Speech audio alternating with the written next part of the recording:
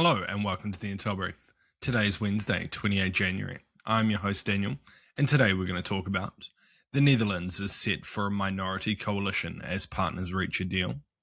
China has been given the green light to import its first batch of Nvidia chips, and Rwanda is taking the UK to court over its contentious migrant deal. So firstly, the Netherlands is set to be governed by a rare minority coalition after party leaders reached an agreement on Tuesday. The centrist pro-EU D66, the winner of October's election, will join forces with the centre-right Christian Democrats and the VVD, holding just 66 out of 150 seats in the lower house. In a statement, the new Prime Minister said, "We're incredibly eager to get started." So what?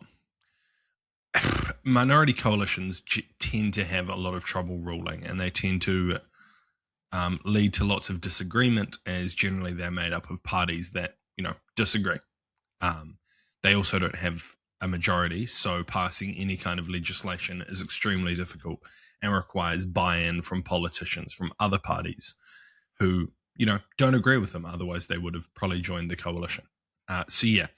It's likely that this is going to be a tough government for the Netherlands, and one that will struggle to make many changes.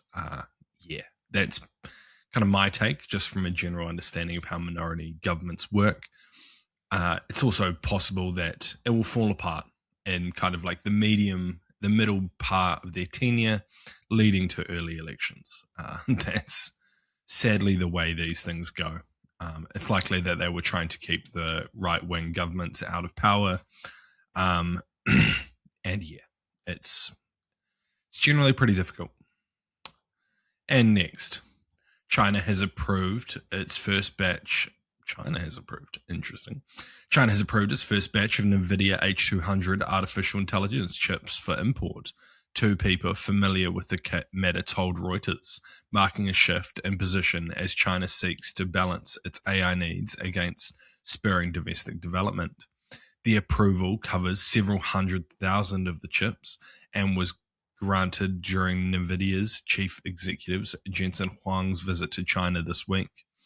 The sources said, requesting anonymity due to the sensitivity of the matter. The first batch of approvals has been allocated primarily to three major Chinese internet companies, with other entrepreneurs now joining the queue for subsequent approvals, one of the source said. They declined to name the companies and received the initial clearances. China's industry and commerce ministries, as well as Nvidia, have not yet responded to requests for comments from Reuters. So what? So this is kind of a fallout from, Trump's disagreement with China, and then blocking them from buying Nvidia chips. This kind of gave China a kick up the backside to spur on its own domestic ability to create these types of chips. And it led to them saying that any government projects that required them I think they had to be before a certain percentage of construction, meant that they had to use locally produced Chinese chips.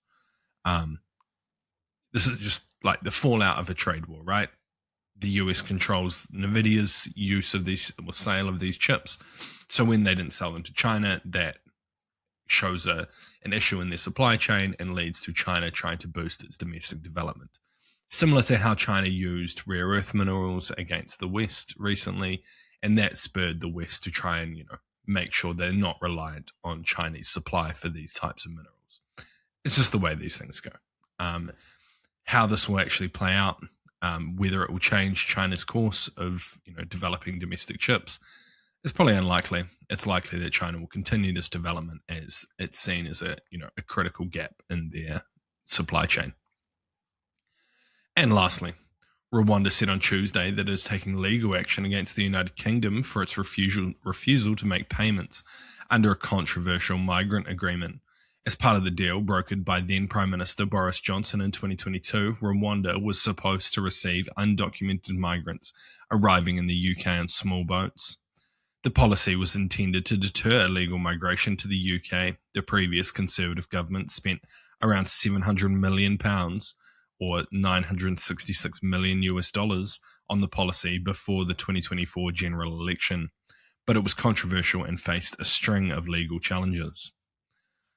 What else? In November 2023, the UK Supreme Court ruled that the deal was illegal under international law.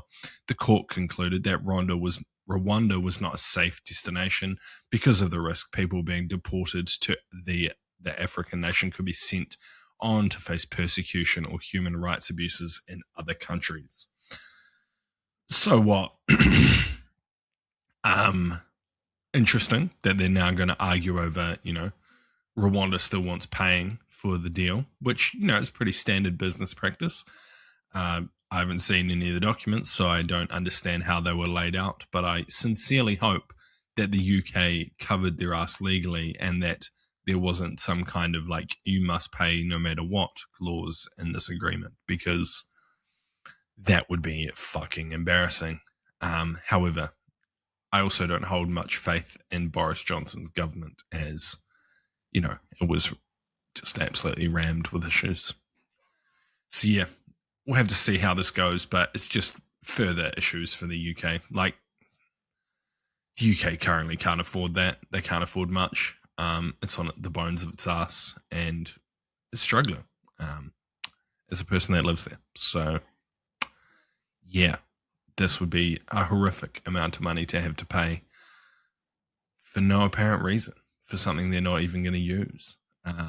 They already built the facilities, from what I understand, and now the Rwandan government is trying to use them for other countries. So, they already got something out of it. But hey, if the deal says they have to pay, then they might be fucked. So, game is the game. Anyway, that's been the Intel Brief. I've been your host, Daniel, and I'll see you again tomorrow. See you.